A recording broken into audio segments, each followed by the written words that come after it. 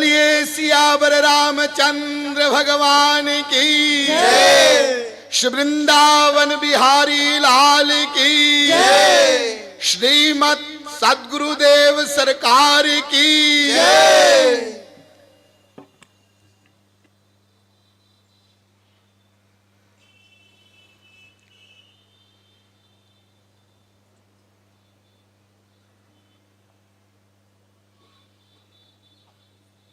अब आप लोग सावधान हो जाएं।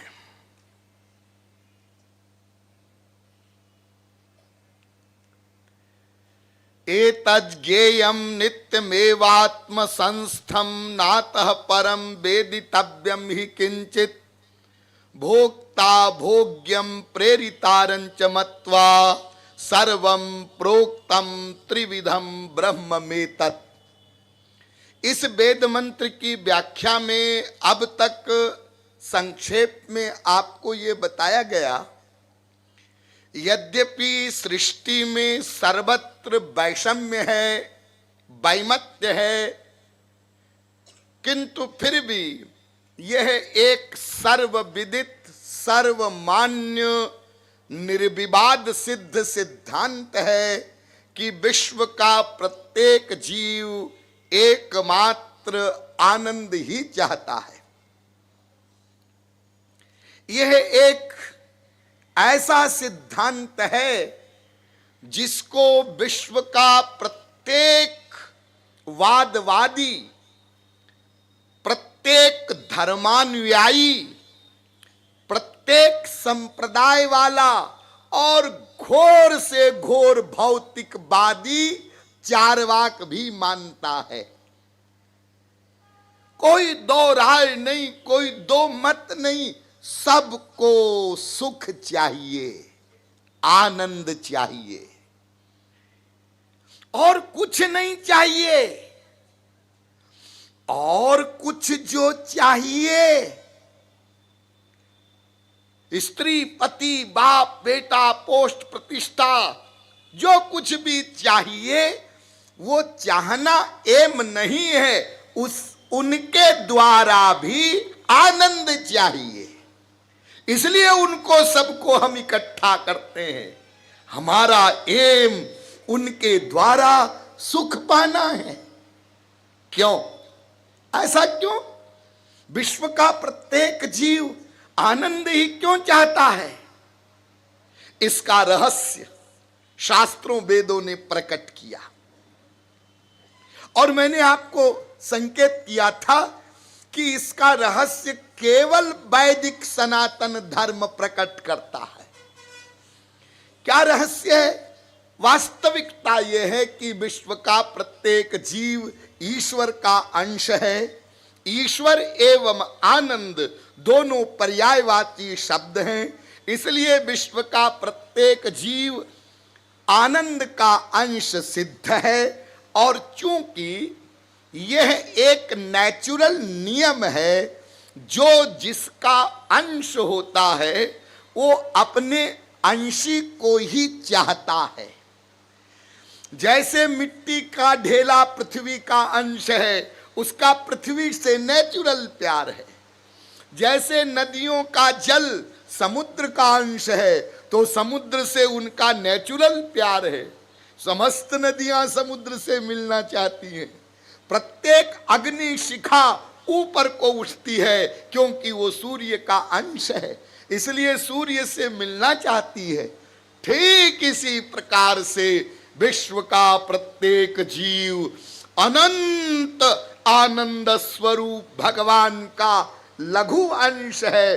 वो अपने अंशी भगवान से मिलना चाहता है, अर्थात आनंद से मिलना चाहता है। इसलिए विश्व के प्रत्येक जीव में आनंद को पाने की नेचुरल प्यास है। किसी को किसी ने सिखाया नहीं, पढ़ाया नहीं, अपने आप प्रत्येक जीव आनंद को चाहता है। जी हां, कब कब चाहता है? प्रतिक्षण, क्योंकि कोई भी जीव एक क्षण को भी अकर्मा नहीं रह सकता। कब से चाहता है? अनादिकाल से। क्यों? क्योंकि प्रत्येक जीव अनादि है। इसका मतलब हम लोग अनादिकाल से प्रतिक्षण बिना किसी के सिखाए पढ़ाए नेचुरल आनंद को ही चाहते हैं। हाँ हाँ, और अनादिकाल से अब तक हमको आनंद मिला नहीं, नहीं मिला, नहीं मिला। तुलसीदास जी ने एक बहुत सुंदर बात कही रामचरितमानस में कि सोई सुख लवलेश बारिक जिन सपने हुलहु ते नहीं गनहि खगेश ब्रह्म सुख ही सज्जन सुमति। वो भगवान का जो आनंद है, प्रेमानंद, वो कैसा होता है? उस सुख का लवलेश भी, लवलेश, लवलेश किसको कहते हैं? आप लोगों के घरों में सुई होती ना, सुई सिलाई करने की, उसको सीधी खड़ी करो, छेद नीचे नोक ऊपर। हाँ, अब उस सुई की नोक पर 10-20 बाल्टी पानी डालो। अरे डाल सकते हो तो पूरा समुद्र डाल दो। हाँ, अब सुई की नोक पर देखो कितना पानी ठहरा। आप लोग कहेंगे सुई की नोक पर भला पानी ठहरता है? वहां जगह कहां है पानी को ठहरने के लिए? हाँ, ठहरता है, ठहरता है, थोड़ा सा पानी ठहरता है। वो आपको ऐसे नहीं दिखेगा आंखों से, यदि आप सूक्ष्म वीक्षण यंत्र से देखो, माइक्रोस्कोप से देखो तो दिखाई पड़ता है थोड़ा सा पानी। वो जो सुई की नोक पर पानी ठहरा उसको कहते हैं लवलेश। तुलसीदास जी कहते हैं भगवान के प्रेमानंद का, एक एक शब्द पर ध्यान देना, एक होता है प्रेमानंद, एक होता है ब्रह्मानंद, एक होता है परमात्मानंद, और फिर प्रेमानंद में भी कई कक्षाएं, आगे समय रहेगा तो आपको बताएंगे। तो उस प्रेमानंद का लवलेश भी यदि किसी जीव को एक बार भी स्वप्न में भी प्राप्त हो जाए तो वो ब्रह्मानंद का तिरस्कार कर देता है। जगदानंद, विषयानंद, रसगुल्लानंद की कौन कहे? ऐसा होता है भगवान का प्रेमानंद। अभी आप लोग सुन लीजिए थोड़े थोड़े आइडिया के लिए। बाकी तो जैसे कल मैंने आपको बताया था, जब मिलेगा तभी पता चलेगा क्या होता है वो। तो हमको अनादिकाल से अब तक उस आनंद का लवलेश भी प्राप्त नहीं हो सका। क्यों? क्योंकि वो आनंद कैसे मिलेगा ये समझा ही नहीं, कहां मिलेगा समझा ही नहीं। और हम तो स्त्री पति बाप बेटे रसगुल्ले में ही सुख ढूंढते रहे। इसलिए वेद ने बताया, स्पष्ट किया, भगवत प्राप्ति पर ही, ईश्वर प्राप्ति पर ही आनंद मिलेगा, सुख मिलेगा। और ईश्वर प्राप्ति के लिए सर्वप्रथम ईश्वर को जानना होगा, क्योंकि जाने बिना मानना नहीं होता, माने बिना प्यार नहीं होता। तो हम भगवान को जानने के लिए चले। लेकिन जब हम भगवान को जानने के लिए चले तो वेद से लेकर रामायण तक सब धर्म ग्रंथों ने बताया भगवान को कोई नहीं जान सकता।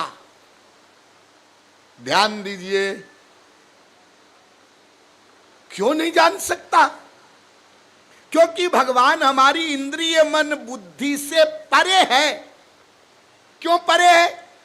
क्योंकि भगवान दिव्य है, इंद्रिय मन बुद्धि प्राकृत है। भगवान प्रेरक है, इंद्रिय मन बुद्धि प्रेर्य है। भगवान प्रकाशक है, इंद्रिय मन बुद्धि प्रकाश्य है। भगवान धारक है, इंद्रिय मन बुद्धि धार्यमान है। भगवान ज्ञाता है, इंद्रिय मन बुद्धि ज्ञेय है। भगवान सर्वज्ञ है, जीव अल्पज्ञ है। भगवान शासक है, जीव शास्य है। भगवान नियामक है, जीव नियम्य है। भगवान भर्ता है, जीव भृत्य है। भगवान सृष्टा है, जीव सृज्य है। भगवान पिता है, जीव पुत्र है। अनेक कारण, और साथ ही साथ वो ईश्वर अनंतानंत विरोधी धर्मों का अधिष्ठान है। आज आप लोगों को बहुत ध्यान से सुनना होगा। इंद्र देवता मेहरबान हैं। उन्होंने सोचा होगा कि आयोजकों ने वाटरप्रूफ पंडाल बनाया है, तो ये क्यों बनाया है, इसलिए थोड़ा सा इस पंडाल को सफल कर दें, वरना लोग कहेंगे क्या जरूरत थी वाटरप्रूफ बनाने की। हाँ, तो जरा दिखा रहे हैं कि इसलिए बनाया गया है ये। आप लोग निर्विघ्न सत्संग का लाभ ले सकें। यदि ये वाटरप्रूफ न बनाया होता तो स्वामी जी भी चले जाते, आप भी चले जाते। लेकिन थोड़ी आवाज होगी तो आपको ध्यान से सुनना पड़ेगा। थोड़ी देर की बात है, अभी थोड़ा नाटक दिखा के चले जाएंगे। हाँ, तो भगवान के स्वरूप के बारे में कल जाते जाते हमने एक विशिष्ट बात बताई थी कि भगवान अनंतानंत विरोधी धर्मों का अधिष्ठान है। उसमें अनंत मात्रा की विपरीत बातें एक साथ रहती है। वो निराकार भी है। कभी न कहना भगवान निराकार ही होता है, और यह भी मत कहना कि भगवान साकार ही होता है। ना, वो निराकार भी है, साकार भी है, निर्गुण भी है, सगुण भी है, निर्विशेष भी है, सविशेष भी है, अणु से अणु है। अणु से अणु माने छोटा। छोटा कितना छोटा भाई? अरे छोटा तो जैसे राई का दाना होता है, चीनी का दाना होता है। तो भगवान छोटा है। कितना छोटा है? वेद कहता है अणोरणीयान। इतनी बढ़िया परिभाषा बनाई वेद ने, सबसे छोटे से छोटा। अब सबसे छोटे से छोटा तुम जो कुछ बताओ, अणु नहीं, परमाणु नहीं, इलेक्ट्रॉन, प्रोटॉन, न्यूट्रॉन नहीं, इससे भी छोटा जो कुछ अब तक खोजा जा चुका, उससे भी छोटा भगवान होता है। क्यों? इसलिए कि यदि सबसे छोटे से छोटा वो नहीं होगा तो सबसे छोटे से छोटे में व्याप्त कैसे होगा? ध्यान दीजिए। तो सबसे छोटे से छोटे में वो व्याप्त हो जाए, इसके लिए उसके लिए जरूरी है कि वो सबसे छोटे से छोटा बने। इसलिए अणोरणीयान। अच्छा, तो आप तो कह रहे थे भगवान को कोई नहीं जान सकता। हम जान गए, भगवान सबसे छोटे से छोटा है। ना ना, तुरंत वेद कहता है महतो महीयान, वो बड़ा भी है। कितना बड़ा है? कितना बड़ा? अरे बड़ा तो भाई हम किसी भी सामान को कह सकते हैं। देखो हमारी आंखें होती है छोटी छोटी, हाँ, और किसी व्यक्ति की आंख थोड़ी बड़ी होती है तो हम लोग बोल देते हैं उसकी बड़ी बड़ी आंखें हैं। बड़ी बड़ी आंखें 10-20 किलो की है क्या? ये कपड़ा है, हाँ, और इस कपड़े के पास दूसरा कपड़ा बड़ा हो तो आप क्या कह देंगे? ये बड़ा है। तो बड़ा माने क्या? भगवान बड़ा है तो कितना बड़ा है? गिरिर्महान गिरेरब्धिर महानब्धिर नभो महत नभसोपि परम ब्रह्म। देखो बड़ा होता है जैसे हिमालय, हिमालय पर्वत, पर्वत बड़ा होता है। नहीं नहीं नहीं नहीं, पर्वत से बहुत बड़ा समुद्र होता है।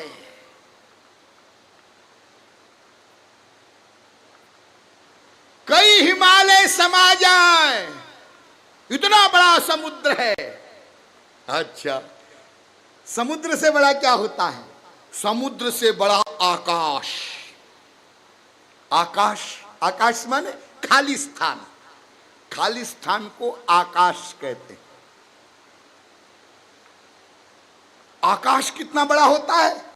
अनंत मात्रा का, अनंत कोटि ब्रह्मांडों में अनंत मात्रा का आकाश है। हाँ, तो आकाश सबसे बड़ा, अनंत मात्रा का? नहीं नहीं नहीं नहीं, अनंत मात्रा का आकाश भी जिसमें समा जाए इतना बड़ा ब्रह्म होता है। यानी सबसे बड़े से बड़ा, क्योंकि यदि वो सबसे बड़े से बड़ा नहीं होगा तो महाप्रलय काल में सबको अपने भीतर समाएगा कैसे? इसलिए वो सबसे छोटे से छोटा है, ये भी वेद कहता है, और सबसे बड़े से बड़ा है, ये भी वेद कहता है। और फिर तीसरी बात वेद कहता है, नेति नेत्य स्थूल मननु, न वो छोटा है न वो बड़ा है। क्या है वो? पता नहीं क्या है। और सारे वेद मंत्र सही हैं, एक भी वेद मंत्र गलत नहीं है। तो वो छोटे से छोटा है, बड़े से बड़ा है, वो चलता भी है, वो कभी नहीं चलता है, वो दूर भी है, वो समीप भी है, वो धर्म से भी परे है, अधर्म से भी परे है, कार्य से भी परे है, कारण से भी परे है, अजायमान भी है, बहुधा भी जायमान भी है। अजायमानो, वेद कहता है भगवान का कभी जन्म नहीं होता। हा? ब्रह्म अनामय अज भगवंता, वो अज है, अजोपि सन अव्ययात्मा भूतानाम ईश्वरोपि सन, गीता भी कहती है वो अज है। अज माने उसका जन्म नहीं होता। बात समझ में आती है? अरे भाई जन्म तो हम लोगों का होता है ना, तो जन्म होता है तो फिर मृत्यु भी होती है। हाँ? तो हम लोगों का जन्म होता है और मृत्यु होती है। यदि भगवान का जन्म होगा तो भगवान की भी मृत्यु होगी। और जब भगवान स्वयं ही जन्म मृत्यु के चक्कर में पड़ा है तो हमको जन्म मृत्यु से क्या पार करेगा? इसलिए ये बात समझ में आती है कि भगवान का जन्म नहीं होता। हाँ हाँ, लेकिन अजायमानो कहने के तुरंत बाद वेद कहता है बहुधा भी जायते, उसका अनंत बार जन्म होता है। अरे अभी तो आप कहते थे जन्म नहीं होता और अब कह रहे हैं जन्म होता है। हाँ होता है। नहीं जी, भगवान का जन्म थोड़ा ही होता है, भगवान का तो अवतार होता है, अवतार ना जन्म होता है। आप लोग जन्माष्टमी मनाते ना, जन्माष्टमी, हाँ, अवताराष्टमी तो नहीं मनाते ना। और गीता में भगवान श्री कृष्ण ने स्पष्ट कहा, बहूनि में व्यतीतानि जन्मानि जन्मानि तव चार्जुन। अर्जुन, तेरे भी अनंत जन्म हो चुके हैं, मेरे भी अनंत जन्म हो चुके हैं। अर्जुन मुस्कुराया, महाराज तब तो आप और हम एक ही क्लास के हैं। हा? भगवान ने कहा ना, ऐसा नहीं है, एक अंतर है। क्या? तान्य हम वेद सर्वाणी न त्वं वेत्थ परंतप। मैं तेरे अनंत जन्मों को भी जानता हूं, मेरे अनंत जन्मों को भी जानता हूं। तू मेरे अनंत जन्मों को क्या जानेगा? तू तो अपने ही जन्मों को नहीं जानता।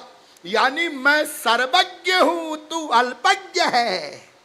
और जन्म कर्म च मे दिव्यम,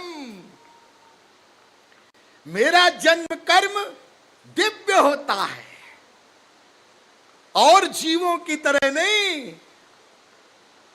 कभी जन्माष्टमी पर आपके यहां आना हुआ और केवल अवतार विषय पर बोलना हुआ, तब डिटेल में आपको बताएंगे। अभी तो केवल आप प्रसंग के अनुसार समझिए। एक तरफ वेद कहता है वो अजन्मा है, दूसरी तरफ वेद कहता है उसके अनंत बार जन्म होते हैं। अरे गीता तो आप सब लोग पढ़ते, यदा यदा हि धर्मस्य ग्लानिर्भवति भारत अभ्युत्थानम धर्मस्य तदात्मानं सृजाम्यहम् परित्राणाय साधूनां विनाशाय च दुष्कृतां धर्म संस्थापनार्थाय संभवामि युगे युगे युगे युगे। जब जब होई धर्म की हानि और बाढ़ ही असुर अधम अभिमानी, तब तब हरि धरि विविध शरीरा हरहि कृपा निधि सज्जन पीरा। तो वो अनंत बार जन्म लेता है, शरीर धारण करता है। हाँ, देखिए वो एक है, हाँ, और सबके भीतर भी है। भगवान एक है, हाँ, एको देव, एक भगवान है। सर्वं खल्विदं ब्रह्म नेह नास्ति किंचन एकम सद विप्रा बहुधा वदन्ति। एक भगवान है, दो नहीं, केवल एक, एक सुप्रीम पावर। अच्छा, एक भगवान है, जी हाँ, और सबके भीतर भी रहता है। सर्वभूतेषु गूढ़ः, हाँ, और सर्वव्यापी, और परमाणु परमाणु में व्याप्त भी है, और अपने धाम गोलोक में भी रहता है, साकेत लोक में भी रहता है, हाँ, और अनंत कोटि ब्रह्मांडों में अवतार भी ले रहा है, हाँ, और है एक, हाँ है एक। साहब ये कैसे होता है? हाँ, ये समझ में नहीं आएगा। वो करता भी है, अकर्ता भी है, सृष्टि करता भी है, न्याय करता भी है, कृपा करता भी है, वो समदर्शी है। ध्यान दीजिए, भगवान समदर्शी है। गीता में कहा ना भगवान ने, समोहम सर्वभूतेषु न मे द्वेष्योस्ति न प्रियः। अर्जुन, न मेरा कोई दोस्त है, न मेरा कोई दुश्मन है, मैं तो समदर्शी हूं, मेरे लिए सब बराबर है, न्यायाधीश हूं। अच्छा महाराज, आप समदर्शी हैं, आपका कोई दोस्त नहीं, ना दुश्मन नहीं, ना आपका कोई प्रिय नहीं, ना अप्रिय नहीं, ना, लेकिन वो समदर्शी भगवान अर्जुन से कहता है, इष्टोसी में दृढ़मिति तथो वक्ष्यामि ते हितम। अर्जुन तू मेरा परम प्रिय है। और वही भगवान दैत्यों का विनाश करता है, साधुओं की रक्षा करता है। क्यों जी? आपका कोई दोस्त नहीं, कोई दुश्मन नहीं, तो फिर आप साधुओं की रक्षा क्यों करते हैं और दैत्यों का विनाश क्यों करते हैं? आप तो समदर्शी हैं। हाँ, समदर्शी भी है और पक्षपाती भी है। वो पांडवों का पक्ष लेता है और कौरवों के विपक्ष में खड़ा है और कौरवों को हराने के लिए, समाप्त करने के लिए कितने प्रकार के नाटक किए, कितनी चतुराई किया। यदि श्री कृष्ण चतुराई न करते तो क्या पांडव कौरवों को हरा सकते थे? असंभव।